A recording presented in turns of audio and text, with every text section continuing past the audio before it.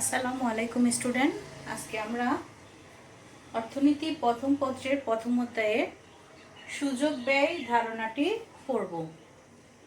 মানে সুযোগ ব্যয়, এটার ইংরেজি শব্দ হচ্ছে অপরচুনিটি কস্ট।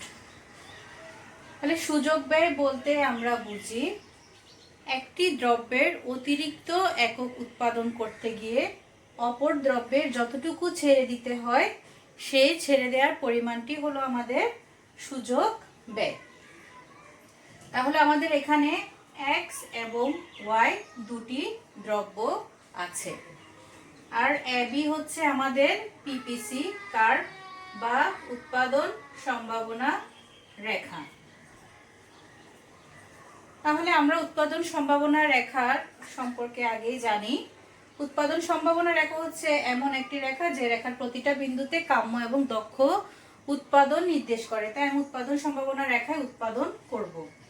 তাহলে দেখো, সুযোগ ব্যয় হচ্ছে আমার একটা দ্রব্যের অতিরিক্ত। তাহলে আমরা সি বিন্দুতে দেখছি এক্স দ্রব্য ও এক্স ওয়ান পরিমাণ, ওয়াই দ্রব্য ও ওয়াই ওয়ান পরিমাণ। ডি বিন্দুতে এক্স দ্রব্য ও এক্স টু পরিমাণ, ওয়াই দ্রব্য ও ওয়াই টু পরিমাণ।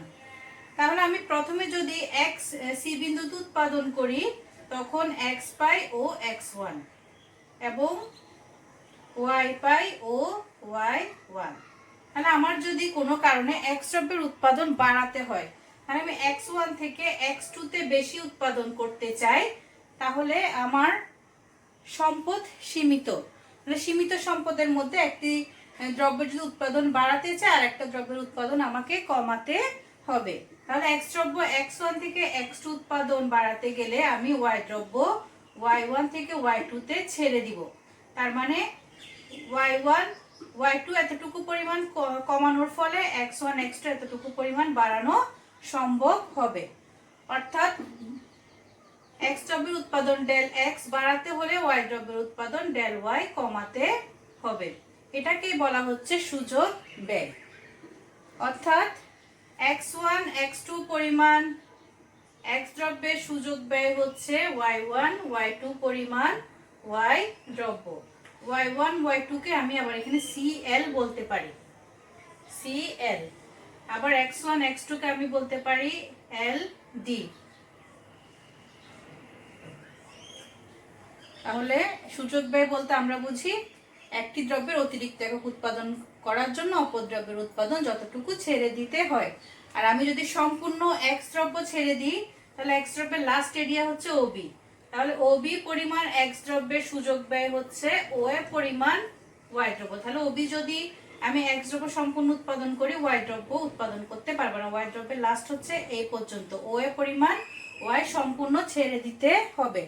আবার যদি ও এ পরিমাণ ওয়াই দ্রব্য উৎপাদন করি তাহলে ওবি পরিমাণ এক্স দ্রব্যের উৎপাদন ছেড়ে দিতে হবে। তাহলে এভাবে আমরা সুযোগ ব্যয় ধারণাটি ব্যাখ্যা করব।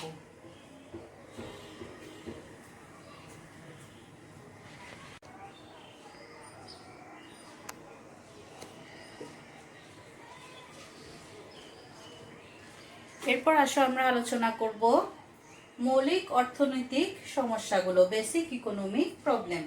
তাহলে আমরা অর্থনীতিতে উৎপাদন করতে গিয়ে যে তিনটি সমস্যার সম্মুখীন হই, সেই তিনটি সমস্যা অর্থনীতিবিদ, নোবেল বিজয়ী মার্কিন অর্থনীতিবিদ পল স্যামুয়েলসন বলেছেন। সেই তিনটি সমস্যা হলো কি উৎপাদন করা হবে, কিভাবে উৎপাদন করা হবে এবং কার জন্য উৎপাদন করা হবে। তাহলে যে কোনো জিনিস উৎপাদন করতে গেলে আমরা প্রথমে সম্মুখীন হই কি উৎপাদন করা হবে, এটাই তোমার ডিসিশন নিতে হবে। এরপর সেই জিনিসটা কিভাবে উৎপাদন করতে হবে, তারপর হচ্ছে কার জন্য উৎপাদন করতে হবে। তাহলে এইগুলো আমরা ডিটেলস চিত্রের ব্যাখ্যায় যাই। প্রথমে তাহলে আমি বললাম কি উৎপাদন করা হবে। তাহলে আমাদের এক নম্বর সমস্যা হচ্ছে কি উৎপাদন করা হবে। তাহলে এই সমস্যাটা আমরা একটু আগেই সুযোগ ব্যয় পড়েছি, সুযোগ ব্যয়ের মাধ্যমে এটা সমাধান করতে পারবো এবং উৎপাদন সম্ভাবনা রেখা দিয়ে এটা আমি ব্যাখ্যা করব। তাহলে এটা চিত্রটা ঠিক আগের মতোই। তাহলে আমাদের এবি একটি উৎপাদন সম্ভাবনা রেখা। তাহলে আমাদের দ্রব্য আছে, মনে করো আমাদের সমাজে দুইটা দ্রব্য উৎপাদন করতে হচ্ছে, একটা হচ্ছে খাদ্য আর একটা হচ্ছে বস্ত্র। তাহলে দুইটাই দ্রব্য তোমার উৎপাদন করতে হবে। মনে করলাম বিন্দুটি হচ্ছে ডি।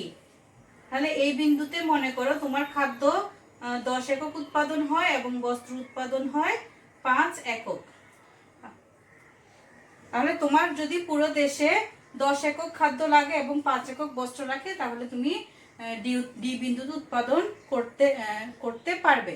তাহলে কি উৎপাদন করতে হবে তোমার আগে ডিসিশন নিতে হবে এবং তা এবি উৎপাদন সম্ভাবনা রেখার মধ্যে বিন্দুটি চিহ্নিত করতে হবে। তাহলে এটাই ব্যাখ্যা হচ্ছে আমাদের কি উৎপাদন করতে হবে। তাহলে কি উৎপাদন করব? আমরা খাদ্য উৎপাদন করব এবং বস্ত্র উৎপাদন করব। আমাদের ডিসিশন নেওয়া শেষ।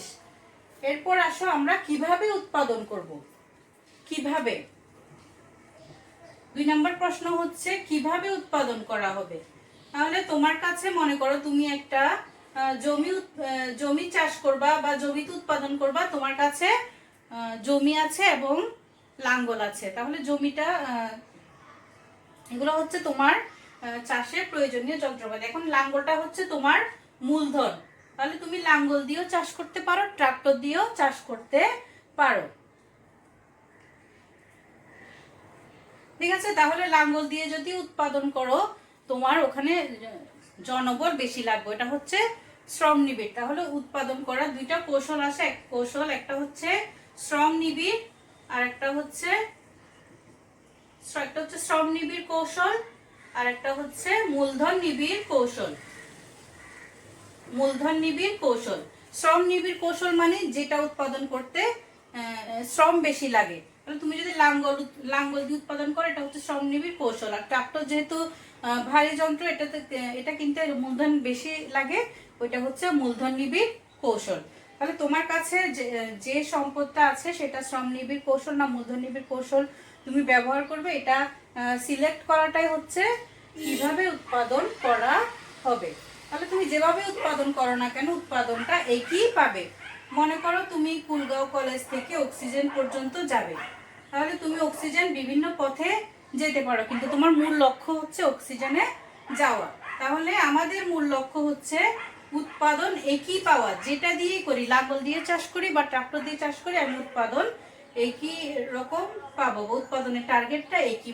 এটা যে রেখা দ্বারা প্রকাশ করা হয় সেটা হচ্ছে আমাদের সম উৎপাদন রেখা, আইসোকন্ট রেখা। মনে করি আমি 20 একক উৎপাদন করব। তাহলে ভূমি অক্ষে দিলাম শ্রম, আমি চাইলে শ্রম ব্যবহার করতে পারি, বা লম্ব অক্ষে দিলাম মূলধন। আমরা শ্রমকে এল দিয়ে প্রকাশ করি আর মূলধনকে অর্থনীতিতে কে দিয়ে প্রকাশ করি। তাহলে মনে করো এটা একটা সম উৎপাদন রেখা, ইকুয়াল প্রোডাকশন কার্ভ, সম উৎপাদন রেখা। ঠিক আছে? এটাকে আমরা আইসোকোয়ান্ট কার্ভও বলি। আইসোকোয়ান্ট, তোমরা বইয়ে যে চিহ্নটাই পাও না কেন, এটা ইপিও বলা যায়, এটা আইকিউ বলা যায়, আবার ইপিও বলা যায়।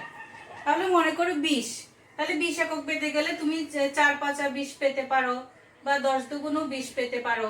ঠিক আছে? এগুলো হচ্ছে তোমার সমুৎপাদন রেখা আঁকার একটা কৌশল। তাহলে আমি মনে করলাম একটা আইসোকোয়ান্ট কার্ভ, এখানে দুইটা বিন্দু নিলাম। মনে করলাম এখানে 2, এখানে 10, মনে করলাম এখানে 4, এখানে 5। এটা দুইটা হচ্ছে কৌশল, সি এবং ডি বিন্দু। তাহলে দেখো সি বিন্দুতে তোমার মূলধন বেশি লাগে, শ্রম কম লাগে। আর ডি বিন্দুতে তোমার খেয়াল করো শ্রম বেশি লাগে, মূলধন কম লাগে। তার মানে সি হচ্ছে মূলধন নিবিড় কৌশল। এখানে হচ্ছে ক্যাটা হাইলাইট হবে। সি হচ্ছে মূলধন নিবিড় কৌশল, ডি হচ্ছে শ্রম নিবিড় কৌশল। সি হচ্ছে শ্রম নিবিড় কৌশল। তাহলে তুমি নিজে ডিসিশন নিবে তোমার কাছে মূলধন বেশি আছে নাকি শ্রমিক বেশি আছে। তাহলে যেটাই বেশি থাকুক তুমি সেটা দিয়ে ডিসিশন নিবে যে তুমি কিভাবে উৎপাদন করবে। কিন্তু উৎপাদন কিন্তু 20 এককেই কি পাবে। এই 20 একক উৎপাদন করতে গিয়ে তুমি যে কোনো একটা পদ্ধতি চয়েস করতে পারো। মূলধন নিবিড় পদ্ধতিও চয়েস করতে পারো, শ্রম নিবিড় পদ্ধতিও চয়েস করতে পারো। এরপর হচ্ছে 3 নাম্বার, কার জন্য উৎপাদন করবে। এই যে সমাজে এত কিছু উৎপাদন হচ্ছে, সবকিছুই কিন্তু এক শ্রেণীর জন্য উৎপাদন হচ্ছে না। কারণ আমাদের সমাজে 2 ধরনের শ্রেণী আছে, ধনী, গরিব। তাহলে কার জন্য উৎপাদন করবে তুমি দেখো, মনে করো এখানে এখানে ধনী শ্রেণীর জন্য উৎপাদন করছো। ভূমিয়োগকে মনে করো তুমি ধনী শ্রেণীর জন্য উৎপাদন করছো এবং উৎপাদিত দ্রব্যটা হচ্ছে তোমার ফ্রিজ।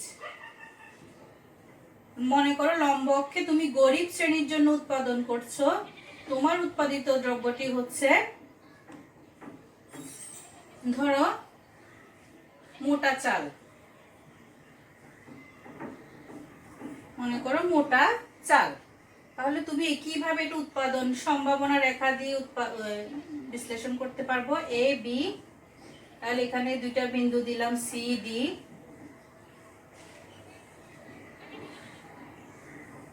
তাহলে এখানে M1 N1 M2 N2। তাহলে তুমি দেখো তোমার সি বিন্দুতে গরিব শ্রেণীর জন্য দ্রব্য উৎপাদন বেশি। তাহলে সি বিন্দুতে গরিব শ্রেণীর জন্য দ্রব্য উৎপাদন বেশি, আর ডি বিন্দুতে ধনী শ্রেণীর জন্য দ্রব্য উৎপাদন বেশি। তাহলে তোমার সমাজে ধনী লোক বেশি নাকি গরিব লোক বেশি? যেমন এটা যদি উন্নয়নশীল দেশ হয় বা অনুন্নত দেশ হয়, তাহলে তুমি সি বিন্দু চয়েস করবে। যদি এটা ধনী শ্রেণী হয়, আমেরিকার মতো উন্নত দেশ হয়, তাহলে তুমি ডি বিন্দু চয়েস করবে। তাহলে কার জন্য উৎপাদন করা হবে, এগুলো করার পরে সমাজে একটি সুষম বন্টন করা জরুরি। তাহলে উৎপাদন করলেই হবে না শুধু, এগুলো সমাজে ধনী গরিব সবার মাঝে সুষম বন্টন করতে হবে। এটাও একটা অর্থনীতির মৌলিক সমস্যা, সম্পদ সুষমভাবে বন্টন করা। তাহলে আমরা আজকে জানলাম সুযোগ ব্যয় কি এবং মৌলিক অর্থনৈতিক সমস্যা 3টি কি। তোমরা এই পড়াগুলোর সাথে তোমাদের বিভিন্ন বোর্ডে যে এমসিকিউ প্রশ্নগুলো অ্যাড করা আছে এগুলো পড়ে দেখবে। যদি সঠিকভাবে আনসার করতে না পারো, কমেন্ট বক্সে আমাকে প্রশ্ন করতে পারো। সবাইকে ধন্যবাদ, আজ এই পর্যন্ত।